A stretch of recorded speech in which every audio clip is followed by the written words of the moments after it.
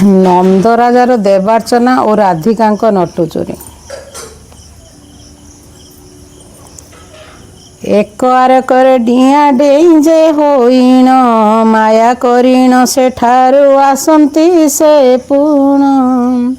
ପ୍ରବେଶ ହୋଇଲେ ଆସି ଦିଅଙ୍କ ଗୃହରେ, ଦେଖିଲେ ଶୀତଳ ଦ୍ରବ୍ୟ ଅଛଇ ସେଠାରେ। ଦ୍ୱାଦଶ ବର୍ଣ୍ଣର ପୁଷ୍ପ ଅଛି ଚାଙ୍ଗୁଡିରେ, ଗନ୍ଧ ଚନ୍ଦନ ଏମାନେ ଅଛି କରଟରେ।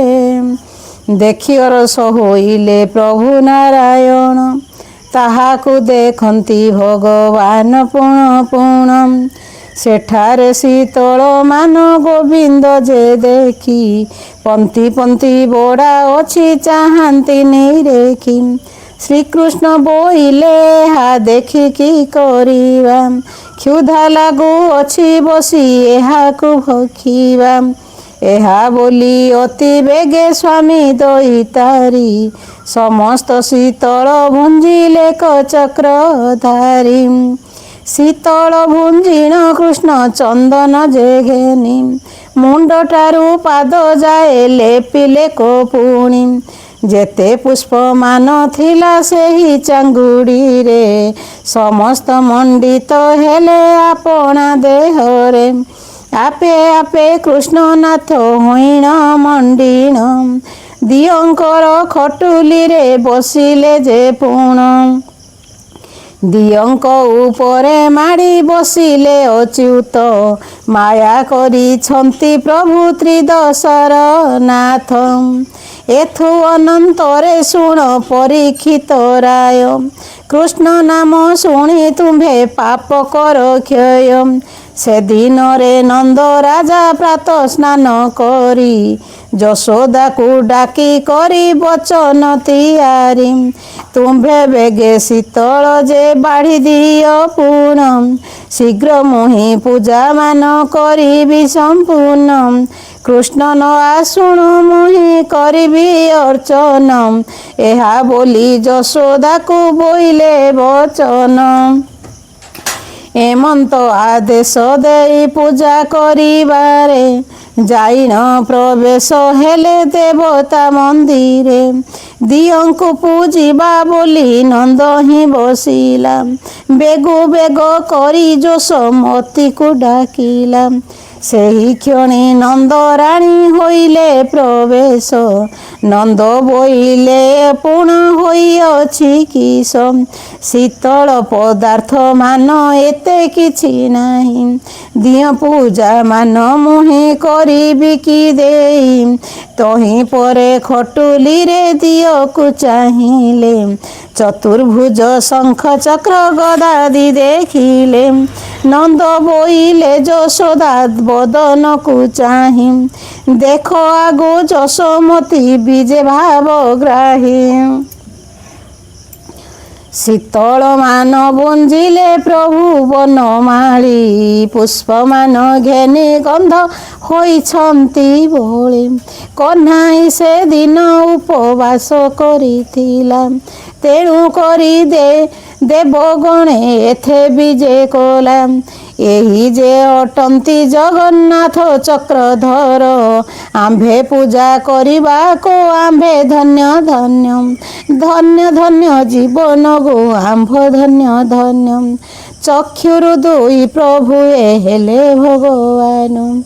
ଏହା ବୋଲି ନନ୍ଦ ରାଜା ଯଶୋଦାକୁ ଘେନି, ସାଷ୍ଟାଙ୍ଗ ପ୍ରଣୀତ ହୋଇ ପଡ଼ିଲେ ଧରଣୀ। ଦଶ ଦଶ ଅପରାଧ କରହ ମାର୍ଜନ, ଆମ୍ଭର ପୁତ୍ରକୁ ରଖ ଶ୍ରୀ ପୁରୁଷୋତ୍ତମ। ବୋଇଲେ କହର ସରେ ଦେବ ଚକ୍ରଧର, କାହିଁ ଅଛି ପୁତ୍ର ତୋର ଆଣ ନିହକାରୀ। ଆମ୍ଭକୁ ଦେଖିଲେ ତାର ପାପ ହବ କ୍ଷୟ, ଅକ୍ଷୟ କ୍ଲେଶ ହବ ତାହାର ଯେ କାୟ। ନନ୍ଦ ବୋଇଲେ ଯଶୋଦା ବଦନକୁ ଚାହିଁ, ଦେଖବୁ ପ୍ରତ୍ୟକ୍ଷ ବିଜେ ବିଜେ ଭାବଗ୍ରାହୀ।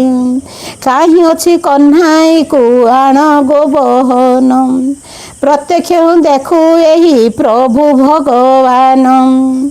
ଏହି ସ୍ୱାମୀ ତାହାକୁ ହିଁ ବେଗେ ଦେବ ସଜ କର, କହ୍ନାଇରେ ସେ ଦେହ ଅଜର ମର। ନନ୍ଦନ ବଚନେ ରାଣୀ ବେଗେ ହୋଇଗଲେ, ସବୁ ଠଣା ମଣ୍ଡପରେ ଯାଇ ନ ଖୋଜିଲେ। ଦେଖି ପଚାରଇ ମାତ ସକଳ ପୁଅଙ୍କୁ, କେଣେ ଗଲା ବାବୁ କିରେ ଦେଖିଲୁ କୃଷ୍ଣଙ୍କୁ। ପୁଅ ବୋଇଲେ ମାତାକୁ ଏହିଠାରେ ଥିଲା, ଖେଳୁ ଖେଳୁ ମାରିଣ ସେ ଏଇଠାରେ ଗଲା। ଶୁଣି କରି ଯଶୋମତୀ ବହୁତ ଲୋଡ଼ିଲା, ଖୋଜି ଖୋଜି ନ ପାଇଣ ବାହୁଡ଼ି ଲୋଡ଼ିଲା। ନନ୍ଦର ନିକଟେ ଯାଇ କହେ ଯଶୋମତୀ, କେବଣ ଠାବରେ ଖେଳୁଅଛି ଶ୍ରୀପତି।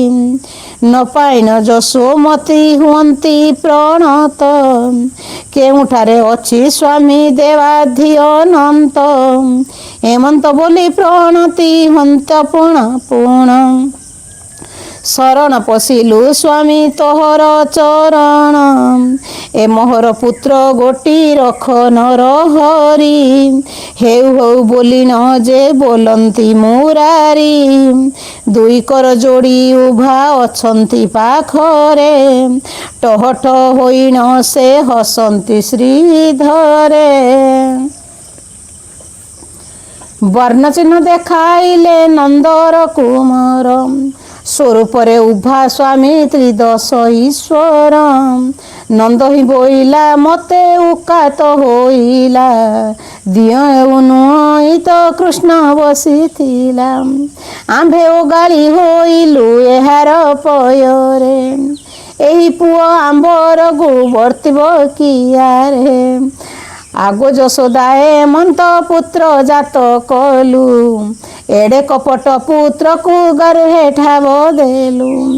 ଏ କେବେ ଭଲ ନୁହେଁ ଅଯୋଗ ଯଶୋମତୀ, ଏମନ୍ତ ପୁତ୍ର କେଉଁଠି ବହୁଦିନବର୍ତ୍ତୀ। ଶ୍ରୀକୃଷ୍ଣ ବୋଇଲେ ପିତା ବର ମାଗ ପୁଣ, ଯାହା ତୁ ମାଗିବୁ ତାହା ଦେବି ଏହି କ୍ଷଣ। ଏଥିର ଗୁଡ଼ାଏ ଆଉ ପୂଜା ନ କରିବୁ, ଏହାଙ୍କୁ ସେବା କରିଣ କି ଫଳ ପାଇବୁ। ଏହା ବୋଲି କୃଷ୍ଣ ଶିଳା ଗୋଟାଏ ଘେନିଲେ, ଗୋଟାକ ଉପରେ ଗୋଟେ ନେଇ କଚାଡ଼ିଲେ। ତହିଁରୁ ଅଗ୍ନି ବାହାର ହେଲା ଧାତିକାର, ହସି ହସି ଶ୍ରୀକୃଷ୍ଣ ଯେ ବୋଲନ୍ତି ଉତ୍ତର। ଭୋପତାଏ ଶିଳା ନ ଠାବେ ନ ଯୋଗାଇ, ଏହି କଥା ଗୋଟିକ ଯେ ଏହିଟି ଯୋଗାଇ। ଯେଉଁଦିନ ପିତା ଅଗ୍ନି ଲୋଡ଼ି ନ ପାରିବୁ, ତହିଁ ଯାଇ ଏକ ପରେ ଏକ କଚାଡ଼ିବୁ। ଏମନ୍ତ ଦିଅ ଯେ ତୁମ୍ଭେ ପୂଜ ପ୍ରତିଦିନ, ତୋଷବରେ ଦେବାକୁ ହିଁ ହୋଇବ ଭାଜନ। ଏମନ୍ତ ବୋଲିଣ ଦେବ ଶିଳାଏ ଘେନିଲେ, ଆପଣା ପାଦରେ ନେଇ ତାହାକୁ ଘଷିଲେ। ହସି ହସି ଶ୍ରୀକୃଷ୍ଣ ଯେ ବୋଲନ୍ତି ଉତ୍ତର, ଏହାକୁ ଘଷିଲେ ପାଦୁ ମଳି ହେବ ଦୂର। ଏମନ୍ତ ଦିଅଙ୍କୁ ତୁମ୍ଭେ ପୂଜ ନିତ୍ୟ ନିତ୍ୟ, ଏହା ବୋଲି ଖଟୁଲିକୁ ଧୋଇଲେ ଅଚ୍ୟୁତ। ନନ୍ଦ ଦେଖନ୍ତେ ଫୋପାଡ଼ି ଦେଲେ ନରହରି, ତାହାକୁ ଘେନିଣ ସେଉ କ୍ରୁଦ୍ଧା ନଳେ ଜଳି। ଆଜି ଜାଣିଥା କହ୍ନାଇ ନେବି ତୋର ପ୍ରାଣ, କ୍ରୋଧରେ ଛାଟେକ ଘେନିଲେ କ ନନ୍ଦରାଣ। ପିଟିବା ବୋଲି ତାହାକୁ ଉଞ୍ଚାଇଲେ ଘେନି, ଯଶୋଦା ଧୋଇଲେ ନେଇ କୋଳେ ଚକ୍ର ପାଣି। ଅଞ୍ଚଳ ଧରିଣ କୃଷ୍ଣ କରନ୍ତି ରୋଦନ, ମାଗୁ କେଭେ ନ କରିବୁ ଏହି କାର୍ଯ୍ୟମାନ। ଜନନୀ କୋଳରେ ଧରିଛନ୍ତି ଚକ୍ର ପାଣି, ଛାଡ଼ ଛାଡ଼ ଏହାକୁ ଗୁ ପକାଇବି ହାଣି। ମରୁ କହ୍ନାଇ ନଥାଉ ମୋହର ମନ୍ଦିରେ, ଦେବତା ପକାଉଅଛି ଖଣ୍ଡେ ଖଣ୍ଡେ ଦୂରେ। କହ୍ନାଇକୁ ମାରି ଆଜି ମୁହିଁ ଯେ ମରିବି, ଏମନ୍ତ ପୁତ୍ରକୁ ଆଜି ଘରେ ନ ରଖିବି। କୋପେ ନନ୍ଦ ଛାଟ ଘେନି ଗୋଡ଼ାଏ ପଛରେ ମାୟା କରି ପଳାଇନ ଯାନ୍ତି ଚକ୍ର ଧରେ ତାଙ୍କୁ ନ ଦକ୍ଷିଣ ସେହୁ ବାହୁଡ଼ି ଅଇଲା ବଡ଼ ଦୁଃଖ କରି ଆସି ଗୃହରେ ମିଳିଲା ମାୟା କରି ନାରାୟଣ ନନ୍ଦର ମନ୍ଦିରେ ପୁଅଙ୍କର ସଙ୍ଗତରେ ଖେଳନ୍ତି ସେଠାରେ କନ୍ଦିବି କନ୍ଦିରେ ଯାଇ ଲୁଚନ୍ତି ଶ୍ରୀଧର ଗୋପନଗରରେ ଯେତେ ଗୋପାଳଙ୍କ ଚର ସଭିଙ୍କର ଦୁଆରରେ ବୋଲନ୍ତି ଶ୍ରୀବତ୍ସ ଚନ୍ଦ୍ରସେନା ମନ୍ଦିରରେ ହୋଇଲା ପ୍ରବେଶ ପୁଅଙ୍କ ସଙ୍ଗରେ ଦଣ୍ଡେ କ୍ଷଣକ ଖେଳିଲା କାହାରିକୁ ଯେ ଖୁନ୍ଦାଏ ମାରିଲା ଜାଣିରେ ଲାଧିକା ନାହିଁ ମନ୍ଦିର ଭିତରେ ଅନ୍ତର୍ଯାମୀ ନାଥ ତାହା ଜାଣିଲେ ହୃଦରେ ସେହୁ ଯାଇ ଅଛି ଏକା ହୋଇ ଆଣି ପାଣି ଏମନ୍ତ ଶଙ୍କୁନ ଗୋଟି ଜାଣି ଚକ୍ର ପାଣି ବିଚାରନ୍ତି ଅନ୍ତର୍ଯାମୀ ଆପଣା ମନରେ ମୁହିଁ ଜନମ ଲଭିବି ଗୋପନଗରରେ ରାଧା ମାଧବ ଏକେଳି କରିବେ ଗୋପରେ ପୂର୍ବର ସାପରୁ ଚନ୍ଦ୍ରସେନା ତାର ବର ଗୋପୀମାନଙ୍କର ସେଙ୍ଗ କ୍ରୀଡ଼ା ମୁଁ କରିବି କଂସ କେଶୀ ଚାଣୁ ରାଧି ଅସୁର ମାରିବି ଦେବତାଏ ଜାତ ମୋତେ କଲେ ଗୋପପୁରେ ଗୋପରେ କ୍ରୀଡ଼ା କରିବି ମୁହିଁ ଭଲ କରି ଏତେ ଭାଳି ପ୍ରବେଶିଲା ଯମୁନା କୂଳରେ ରହିଲେ କଦମ୍ବ ତରୁ ତଳେ ଚକ୍ରଧର ସେହି ତରୁର ମୂଳରେ କ୍ଷଣକେ ବସିଲେ ରାଧିକାକୁ ଯମୁନାର କୂଳରେ ଦେଖିଲେ ନିର୍ଜନ ସ୍ଥାନରେ ଅଛି ସେହି ଗୋପାଳୁଣୀ ରତନ ଖଟରେ ନାରୀ ଥୋଇଛି କାମିନୀ ବସ୍ତ୍ର ପାଲଟିଣ ଏକା ଅଛଇ ରାଧିକା ତ୍ରୈଲୋକ୍ୟକୁ ମହୁ ଅଛି ରୂପରେ ସେ ଏକା କଟମଝା ଭାଙ୍ଗିଣ କି ପଡ଼ିବ ଧରଣୀ ଚାହାଣି ଛଟେ କଲାଜ ପାଇଯିବ ରାଣୀ ସ୍ୱୟଂ କମଳିନୀ କିବା ଅଛି ଅବତରୀ ଦେଖିଣ ମଦନେ ବସ ହେଲେ ଚକ୍ର ଧରି ବାଳକ ରୂପ ଛାଡ଼ିଣ ପ୍ରଭୁ ଭଗବାନ ନବ ଯୌବନ ରୂପକୁ କଲେ କଧାରଣ ତ୍ରୈଲୋକ୍ୟ ମୋହି ଅଛଇ ତାହାଙ୍କ ଶରୀର ନ ପାଇ ଉପମା ଦେବା ପାଇ ବେଦବର କିଏ କହିପାରିବ ତ ତାଙ୍କ ରୂପ ବର୍ଣ୍ଣ ମଦନ ମୂରତି ଧରିଛନ୍ତି ଜନାର୍ଦ୍ଦନ ରାଧିକା ପାଶରେ ଆସି ବିଜୟ ମୁରାରୀ ମଦନ ଅନଳେ ଗଦଗ୍ଧ ହେଲେ ଚକ୍ରଧାରୀ ଆସନ୍ତେ ରାଇକୁ ଯାଇ ବାଟ ଗାଳିଲେ ରହ ରହ ସୁନ୍ଦରୀ ଗୁ ଶ୍ରୀକୃଷ୍ଣ ବୋଇଲେ ଦେଖିଣ ରାଧିକା ମନେ ହେଲା ବଡ଼ ଛନ୍ନ କେଉଁଠାରେ ଥିଲ ବାବୁ ନନ୍ଦର ନନ୍ଦନ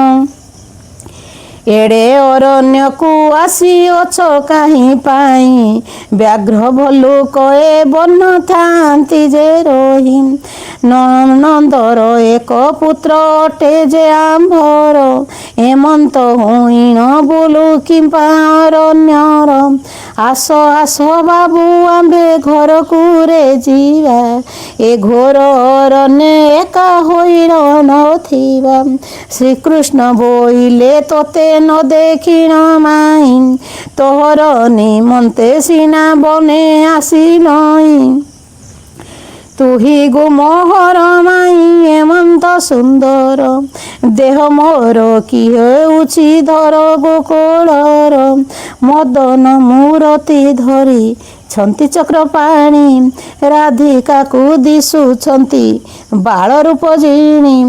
ରାଧା କହେ କି କହିବେ ନଣନ୍ଦ ଶୁଣିଲେ, ଏହା ବୋଲି ରାଧିକା ଯେ କୃଷ୍ଣ କୋଳ କଲେ। କୋଳରେ ଧରନ୍ତେ ସେ ନନ୍ଦର ନନ୍ଦନ, ରାଧିକା ଅଞ୍ଚଳ ଧଇଲେ କ ଭଗବାନ। ରାଧିକା ବୋଇଲେ ମୋତେ ଉକାତ ହୋଇଲା, ନନ୍ଦର ନନ୍ଦନ ମୋତେ ବାଟେ ଡକାଇଲା। କାହିଁ ମୁହିଁ କଂସ ରାଜା ଛାମକୁ ହିଁ ଯିବି, ଏ ତୋହର କଥା ମାନ ସମସ୍ତ କହିବି। ନନ୍ଦ ଯଶୋଦାଙ୍କୁ ମୁହିଁ ଧରାଇଣ ନେବି, ଏ ତୋର ସମସ୍ତ କଥା କଂସେ ଜଣାଇବି। କଂସର ଅଗ୍ରତେ ତୋତେ ସମର୍ପଣ ଦେବୁ, ଏ ତୋହର ଭଲ ମନ୍ଦ ସମସ୍ତ କହିବୁ। ଶ୍ରୀକୃଷ୍ଣ ବୋଇଲେ ମୋତେ ନବଧବରଇ, କି ଦୋଷ କଲି ତୁମ୍ଭର କୁହ ଆଗୁମାଇ। ରାଧିକା ବୋଇଲେ ମୋର ଯିବାର ବାଟରେ, ଦୃଷ୍ଟପଣ କରୁ ତୋହି କଉଁ ଭରସାରେ। ଆମ୍ଭେ ତୋର ମଉଳାଣି ତୁହି ଯେ ଭଣଜା, ଏମନ୍ତ କର୍ମ କରୁଥାନ୍ତେ ଆମ୍ଭେ ଯେ ରାଜା। ଶୁଣିନ ହୋ ସଇ କୃଷ୍ଣ ଟହ ଟହ ହୋଇ, ଏମନ୍ତ କଥା କହିଲ ଆମ୍ଭଙ୍କୁ କି ପାଇଁ। ଶୁଣିଲୁ କି ପରୀକ୍ଷିତ କୃଷ୍ଣ କଥା ମାନ, ହରିବଂଶ ଶୁଣି ପାପ କରହୁ ଦହନ। ପରୀକ୍ଷିତ ପଚାରିଲେ ମୁନିଙ୍କୁ ଅଗ୍ରତେ, ଗୋବିନ୍ଦ କଥା ଶୁଣାଇ ହୋଇବି ମୁକତ। ଭୋମୁନି ତୁମ୍ଭଙ୍କୁ ପୁଛେ ବାଳକେଳି କଥା, ପବିତ୍ର ହୋଇବି ଶୁଣି ତାହାଙ୍କ ବ୍ୟବସ୍ଥା। ନନ୍ଦ ଗୋଡ଼ାଇ ନଥିଲେ ମାରିବାର ପାଇଁ, ଏ ପିତାଙ୍କ ଛାମୁରୁ କୃଷ୍ଣ ଅଇଲେ ପଳାଇ। କିଅ ବା ବିଚାର କଲେ ଯଶୋମତୀ ନନ୍ଦ, କ୍ଷଣକାଳ ନ ଛାଡ଼ନ୍ତି କୋଳରୁ ଗୋବିନ୍ଦ। କେମନ୍ତ ଭାବନା କଲେ ପୁତ୍ର ନ ଦେଖିଣ, ଭୋମୁନି କୁହନ୍ତୁ ମୋତେ ଏଥିର ଆଖ୍ୟାନ। ମୁନି ବୋଇଲେ ଶୁଣ ହୋ ପରୀକ୍ଷିତ ରାୟ, ଯେବଣ ଗ୍ରନ୍ଥ ଶୁଣିଲେ ପାପ ହେବ କ୍ଷୟ। ଶ୍ରୀକୃଷ୍ଣ ପିତା ଆଗରୁ ପଳାୟ ଗଲେ, ନନ୍ଦ ଯଶୋମତୀ ଅତି ଚିନ୍ତିତ ହୋଇଲେ। ବେଳକୁ ବେଳ ହୋଇଲା ଅତ୍ୟନ୍ତ ଉଛୁର, ଚାହୁଁ ଚାହୁଁ ହେଲା ଆସି ତୃତୀୟ ପ୍ରହର। ନନ୍ଦ ଯେ ବୋଇଲେ ଯଶୋମତୀଙ୍କ ଆଗରେ, ନ ଆସିଲା ଏତେ ବେଳ ଯାଏ ବେଣୁଧର। ରାଣୀ ବୋଲେ ବେଳ ହେଲା 28 ଦଣ୍ଡ, ଏତେବେଳ କଣେ ଗଲା ଦୁଃଖୀ ମାରକଣ୍ଡ। କାନ୍ଦନ୍ତି ଯେ ଯଶୋମତୀ ଶିରେ କରତାଡ଼ି, ନନ୍ଦ ବୋଲନ୍ତି ପୁଅକୁ ତୁମ୍ଭେ ଯାଅ ଲୋଡ଼ି। ଆଗ ଯଶୋମତୀ ମୋର ନର ହୋଇ ପ୍ରାଣ, ବେଗୁ ବେଗ କରି ଲୋଡ଼ି ଆଣ ନାରାୟଣ। ଯଶୋଦା ବିକଳ ହୋଇ ବାହାର ହୋଇଲେ, ସୁବର୍ଣ୍ଣର ଖଡୁଆରେ ସୁଦ୍ଧା ପୁରାଇଲେ। କାଖ ତଳରେ ନେଇ ନ ଜାକି ଯଶୋମତୀ, ଚଞ୍ଚଳ ନେଇ ତହିଁରେ ଉହାଡ଼ କରନ୍ତି। ନଗରୁ ବାହାର ହୋଇ ବେଗୁ ବେଗ ଯାଇ, କହ୍ନାଇ କହ୍ନାଇ ବୋଲି ଉଚ୍ଚେ ଡାକ ଦେଇ। ପୁଅମାନେ ଖେଳୁଥିଲେ ଗୋପର ଦାଣ୍ଡରେ, ସେମାନେ ମିଳିଲେ ଆସି ଯଶୋଦା ପାଶରେ। ଦେଖିନ ଯଶୋଦା ଗୋପ ପୁଅକୁ ପୁଛନ୍ତି, କାହିଁ ଅଛି ଦେଖିଲ କି ମୋର ଶ୍ରୀପତି। ହରି।